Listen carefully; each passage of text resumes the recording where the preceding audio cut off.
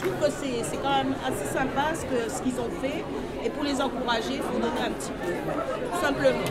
Et je pense que la sécurité sociale devrait s'approprier ce problème, parce que c'est un problème pour moi d'intérêt général. Donc voilà, parce qu'on dit souvent combien coûtent les outre-mer, mais là on dirait qu'on veut leur faire coûter plus cher à travers ce qu'on leur donne à manger, ce qu'on met dans leur assiette.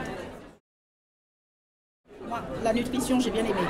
J'ai bien aimé la nutrition, ça doit être la dernière intervention faite par la diététicienne du Nord-Pas-de-Calais. Ça, j'ai bien aimé. Et puis j'ai aimé aussi par rapport au régime. C'est mademoiselle Makou, je ne sais plus comment elle s'appelait. Ça aussi, j'ai aimé. Je suis mademoiselle Bakou Caroline et je suis en master 2 de psychologie. Donc, en collaboration avec Madame Séjean, je vais vous présenter une petite diapo sur l'effet des régimes extrêmes lors de pondérales massives.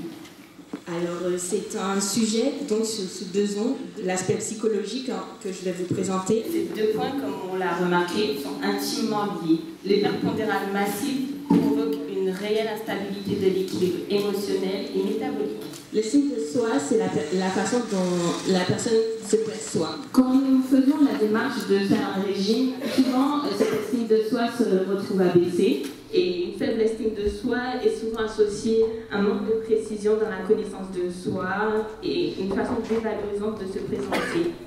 Il existe un rapport donc entre bien-être psychologique, estime de soi, apparence physique qui ont été démontrés par plusieurs études et qui mettaient bien en évidence qu'une estime de soi très bonne faisait qu'on se sentait mieux physiquement donc, et bien psychologiquement aussi. Lors de régimes trop stricts, la perte de poids et les effets rebonds, ça peut nous faire perdre la délimitation de notre corps. Nous avons du mal à nous situer. L'image que l'on a de nous erronée est souvent péjorative et on ne se reconnaît plus. Il y a une distorsion entre ce qu'on pense de nous et en fait, c'est la vérité.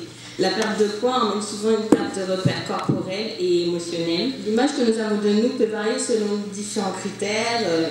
Elle est d'abord dépendante de la culture dans laquelle nous sommes, parce que, par exemple, chez nous aux Antilles, on nous dit que les femmes qui ont des formes, elles sont belles et tout, et par contre, celles qui sont un peu maigres, on les appelle mexopètes ou boîtes-os, donc du coup, c'est très péjoratif d'être mince, par exemple. L'image de soi aussi dépendante de la société dans laquelle nous sommes et aussi de la mode, parce que les médias nous inculquent une image des profils types. En fait, quand on fait le décalage entre nous et les profils types, ça peut nous rendre une perception de nous qui n'est vraiment pas très bonne. C'est ce qu'on appelle aussi la dysmorphie. C'est une perception de son apparence comme ayant un défaut. Une perte de repères psychologiques peut aussi traduire une modification de nos comportements alimentaires. Par exemple, moi, jeune antillaise débarquant de ma Martinique il y a 4 ans pour faire mes études, c'est vrai que j'ai dû quitter mon pays. Qu'est-ce qu'on fait pour compenser? Ben, on mange.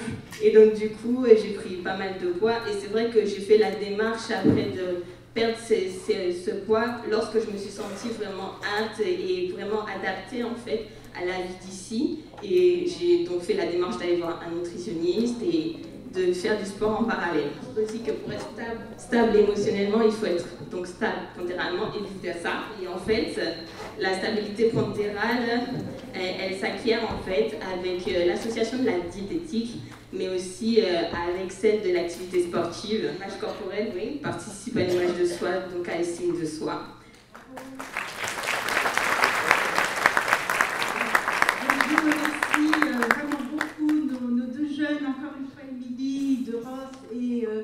Caroline Bacoul qui font partie du pôle junior de l'association Nutri-Créole.